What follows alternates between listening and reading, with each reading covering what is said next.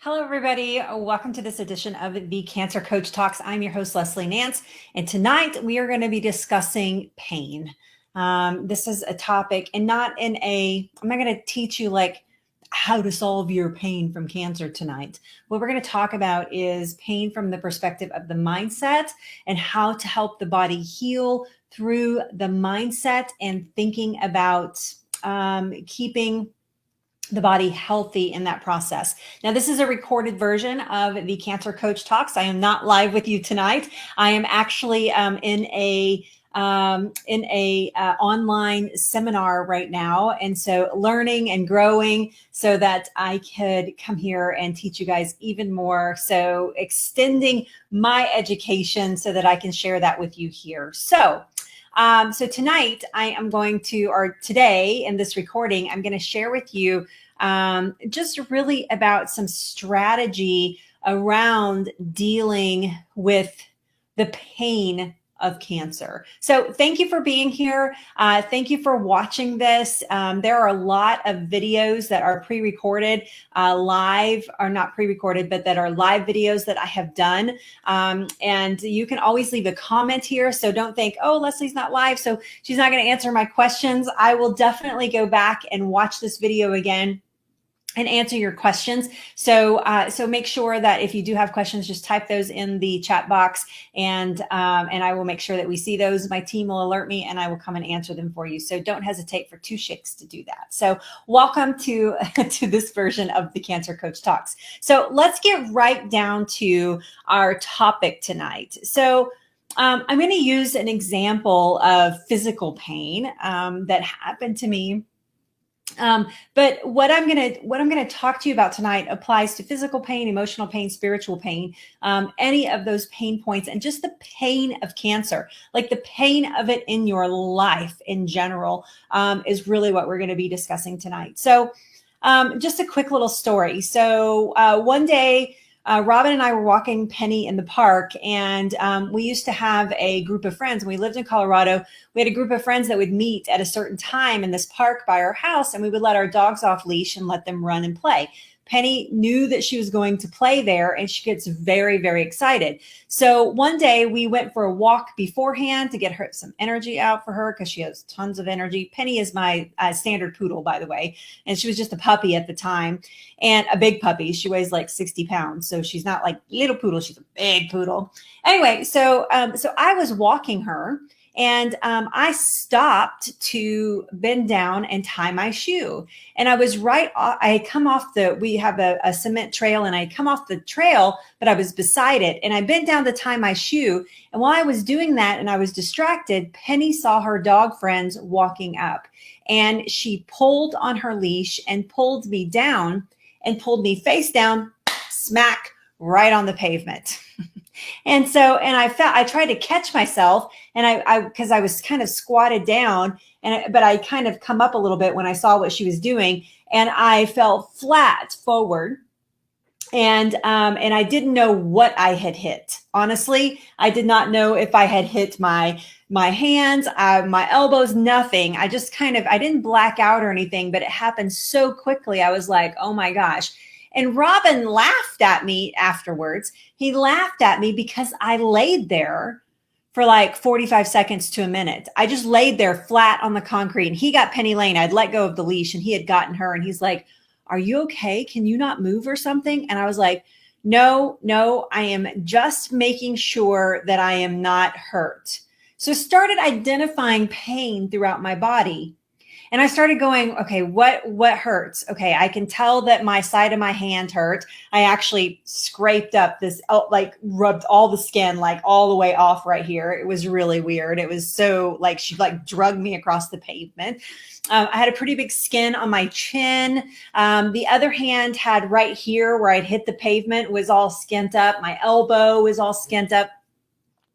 But as I laid there, I was deducting, is there anything else wrong with me? And Robin's laughing. He's like, well, get up. And I was like, I am just making sure that I'm okay. Like, it didn't break my neck. And I was like, is my head bleeding or anything? And so I sat up slowly and I was like, am I cut anywhere? And he's like, no, but I could feel that my neck was kind of out of whack. And, but I finally deducted out of laying there that I was not seriously injured.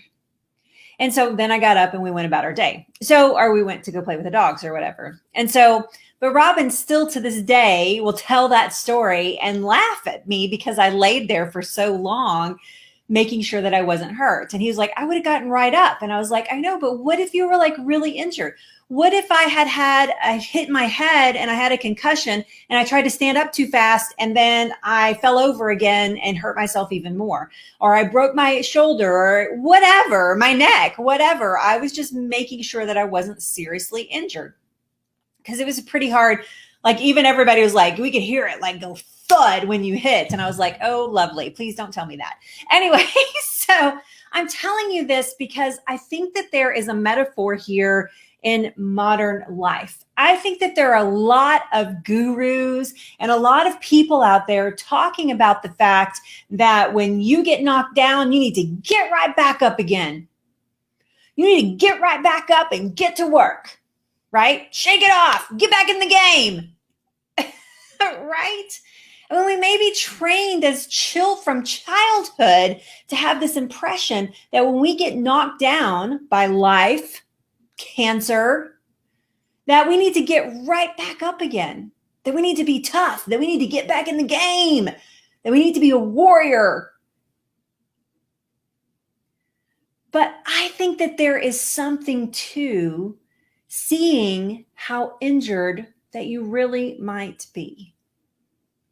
Taking stock, understanding the physical ramifications, understanding the emotional and the spiritual ramifications that cancer leaves in its wake.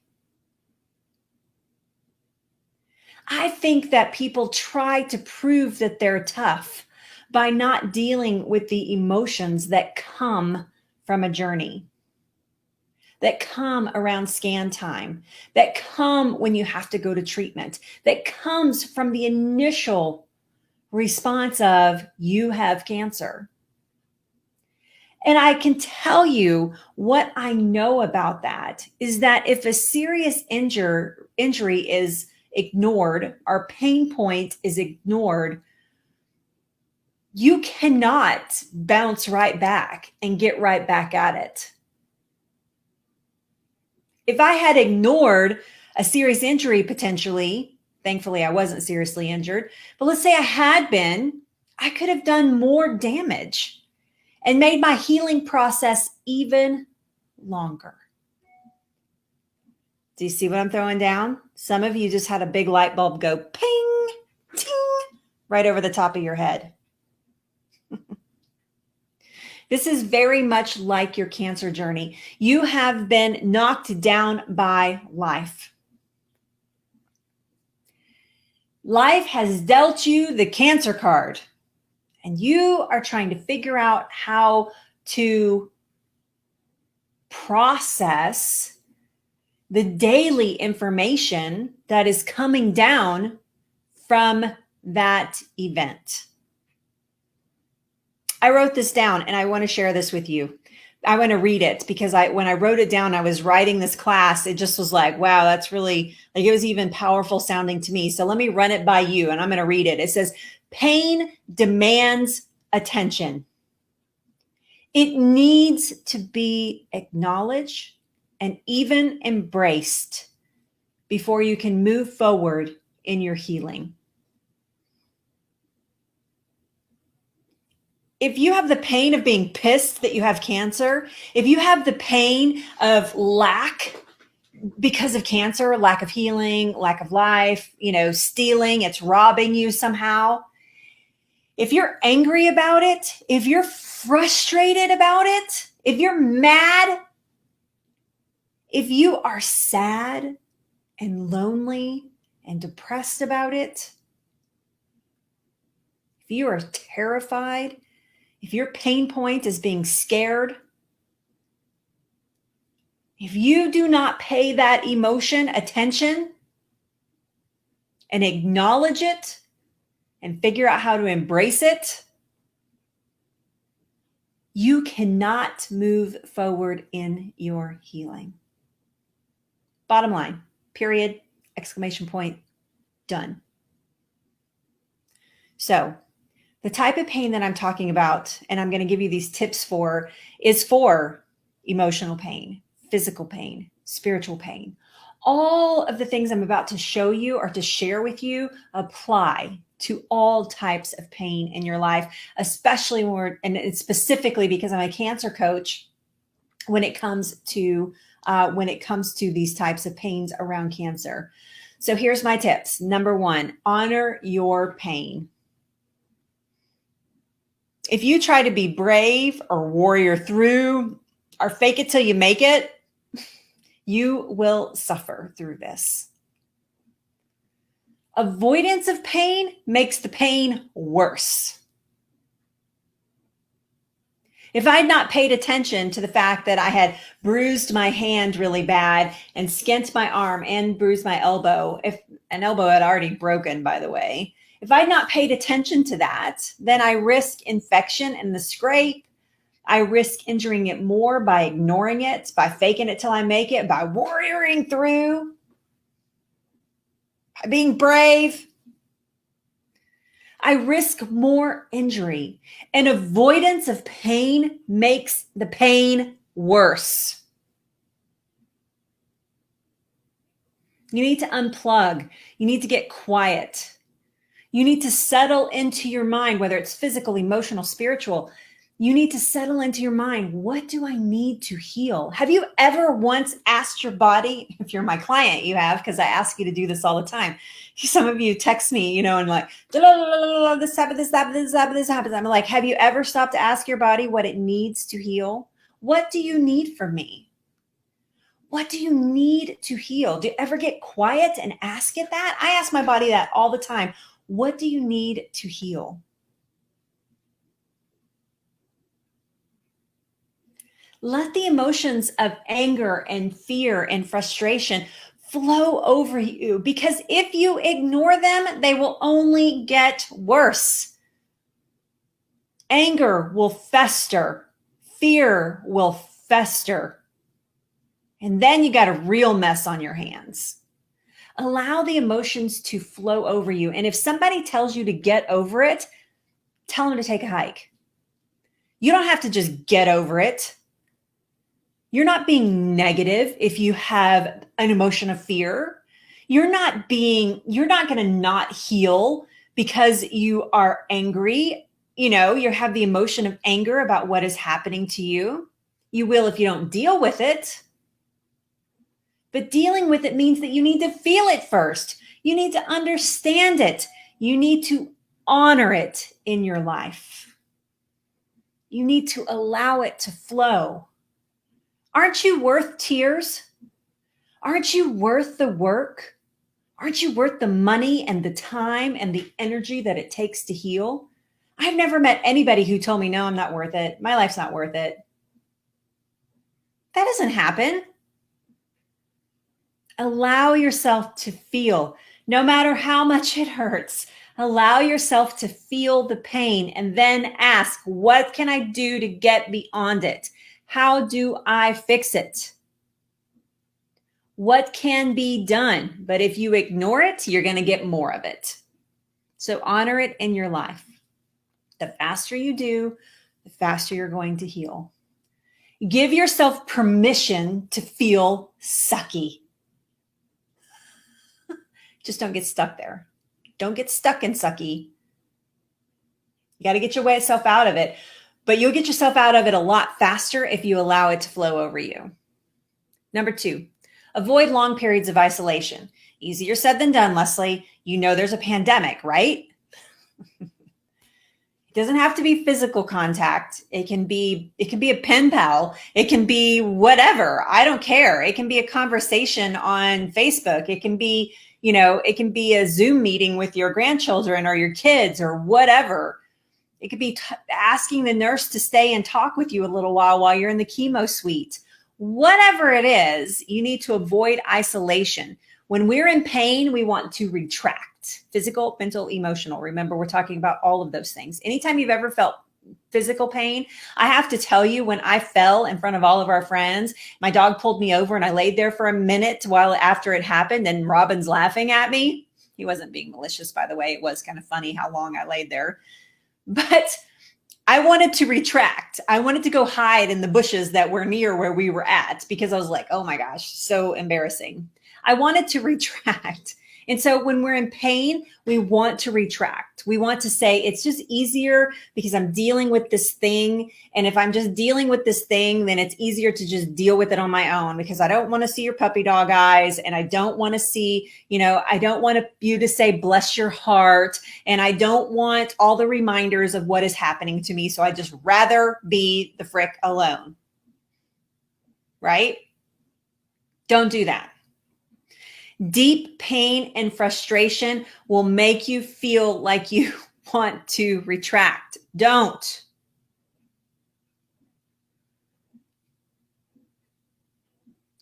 And here's another thing about that.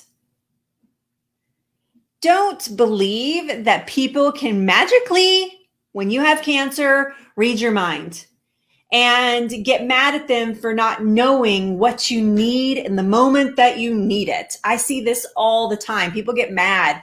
They get upset. They get disappointed. They get their feelings hurt that my husband didn't know that I needed Epsom salt from the grocery store so that I could take a hot bath. Doesn't he know that I have a lot of pain right now and that the Epsom salt bath is the only thing that helps me? I told him how much I love the baths and he didn't even get me any.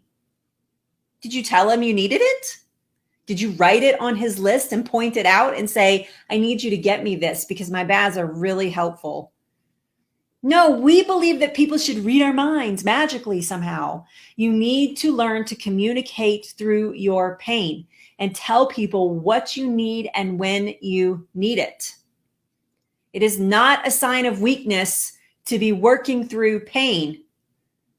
It is a sign of healing because you're working through it and you're telling people, this is how you can help me. This is what I need. And be specific. If somebody keeps bringing you cookies and you know you're not supposed to eat cookies, tell them, you know what? I'm really trying not to eat cookies. Can I share a recipe with you that I love and maybe you can make that for me? Be open, be honest. What do you have to lose? But whatever you do, don't avoid other people. Sometimes we avoid them because we think that they don't understand what we're going through. Oh, they just don't understand what I'm going through. Then make them understand. Stop playing the victim. Help people understand what you need when you need it. That's what a cancer boss does. They don't assume that everybody's just going to know what they need. But when we do that, when we get in that, like everybody's a mind reader mindset, then we avoid people because they're not mind readers, right? Some of you are going, dang. Right?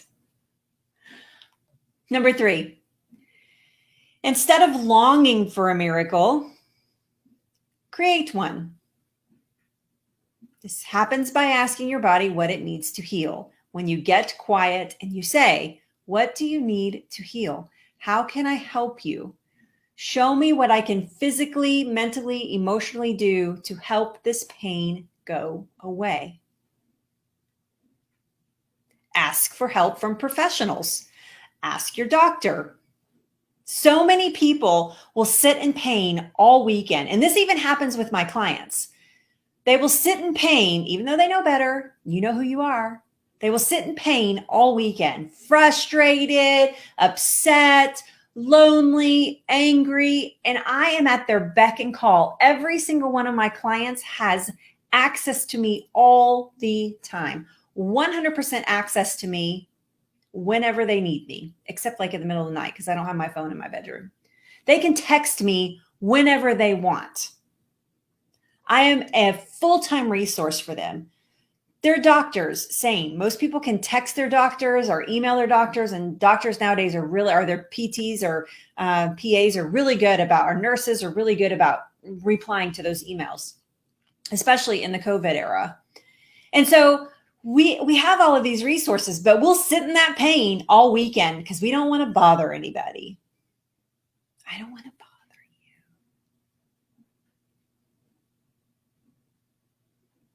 So instead of sitting there longing for a miracle, longing for something miraculous to happen, then make it happen. If you believe, I wrote this down too. Let me read this to you because I think this is important too. If you believe in miracles, then you believe that your very life on this planet is a miracle. Do you know how unlikely your birth is? That you are even here? So it is the very definition of you. And so therefore, if you believe that, then you should believe that you can change your life to get out of the pain that you are in. That includes your total healing. That includes the whole shebang. Not just the immediate pain that you might be feeling, but all of it. If you believe that life is a miracle, then you must believe that you too are also a miracle. And therefore, that you are created to create those miracles inside of you. It's a circle of life, a circle of healing. Instead of longing for a miracle, create one. Number 4, learn from cancer. When you become a student of cancer instead of a cancer patient, then you begin to see the lessons, and then you become a boss. And instead of cancer bossing you around, you are bossing it around. So learn the lessons. Learn from cancer. Learn from the experience. Learn from the pain. Do you know that everything that I do here with you guys comes from the lessons in my own life as an 8-year cancer survivor? Everything that I teach you comes from my own experience. I'm not a guru. I'm not some magical person. I'm not some divine intervention. I learned from my cancer. If you look at me and go, how do I get that? How do I get so passionate about healing? How do I get so passionate about taking charge and being the boss? That's how. Become a student. Before anybody became a boss of any company or anything in the world, they were first a student. Become a student. Learn from your cancer instead of being a cancer patient, instead of being at its mercy. Learn from it. Ask it, what do you have to teach me today? I am ready to learn. What's this pain teaching me? For some of my clients, when we think about physical pain, we go through, especially when they're in chemo or any type of treatments like radiation or anything like that, we look at the cycles so that we see where their good days are and where their sucky days are. We try to minimize those sucky days to as little as possible with the work that I do with them. But we look at that pattern and we understand it. We learn from the pain so that we understand how to be whole, so that we understand what to do next. How many times has a client texted me and said, I'm feeling XYZ. And I'm like, oh, that's very easy. Do this, do that, do this. Bingo. I get a text the next morning. I feel great. Thank you. Just happened to me today. Oh my gosh, thank you so much. I was too wrapped up in the moment to realize the very simple things that I needed to do.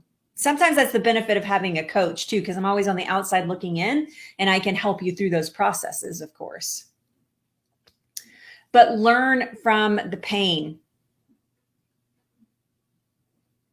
Okay, so I know that getting knocked down by life is no fun. I know from experience, physically, mentally, and emotionally, getting knocked down by cancer is stink-o-rama while it's happening. But what I also know that it was up to me to get back up.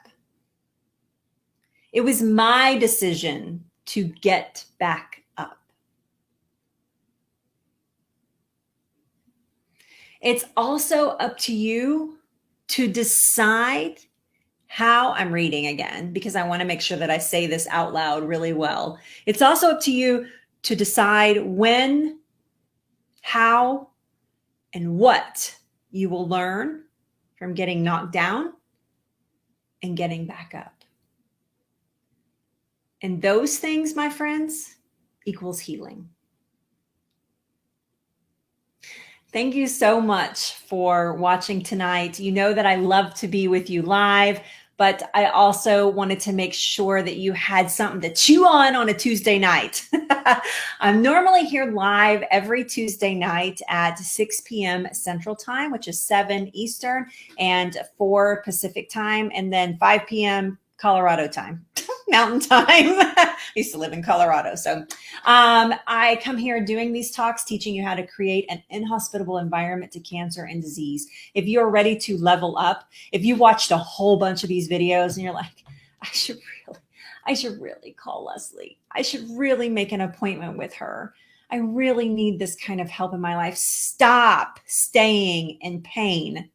Stop staying stuck. I do not bite. I am here to love you through this process. I can guarantee you that that very first phone call, that free phone call with me, you're going to take away, it's going to be the best hour that you spend on your healing. And in that phone call, you have an opportunity to make a decision, and so will I. I will make a decision if I can help you. That's why I do that first phone call. And you will make a decision if you want that help. There's no tricks. There's no games. I just had a client say to me a couple of days ago, she was like, I was so impressed that she said no to me the first time, and then she came back. And she came back and enrolled in the coaching program, knowing that it was something that she needed and wanted in her life. And when she came back, she said, I was so impressed because after that first phone call, you didn't try to chase me down. You didn't try to hunt me down and say, what are you doing? Why aren't you enrolling? Why aren't you enrolling? I said, because I'm not trying to sell you anything. I am trying to offer you something. I am offering you my expertise. And if I'm right for you, then you will say yes. And if I'm not, you will find other ways to heal. And I'm okay with that. So that first phone call, there is no pressure. There is nothing but love and light and connection. And if I can help you, I will tell you that I can and show you how. And if I cannot, I will show you where to get help. Okay, so the link is going to be at the top in the description. So when you are ready for that, just click on that link and make an appointment with me. That is my private calendar. I give you my personal phone number. I mean, everything is all me. It's all me. We have a staff, but everything that you'll do is with me. So, all right. I love you guys. I wish you amazing, amazing healing. I wish you pain that teaches you things that you never could have learned any other way, and that you are a willing, humble student to learn those things. And I also wish you that you get out of that pain under your own reconnaissance. Oh, that's not a word, I don't think. Okay, under your own gumption. There's a word I can relate to. Your own gumption, getting yourself out of that pain, creating that miracle in your life. That's all I wish for every single one of you. I love you bunches. I'll be back here next Tuesday live with you.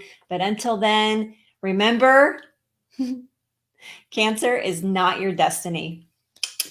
Bye, everybody.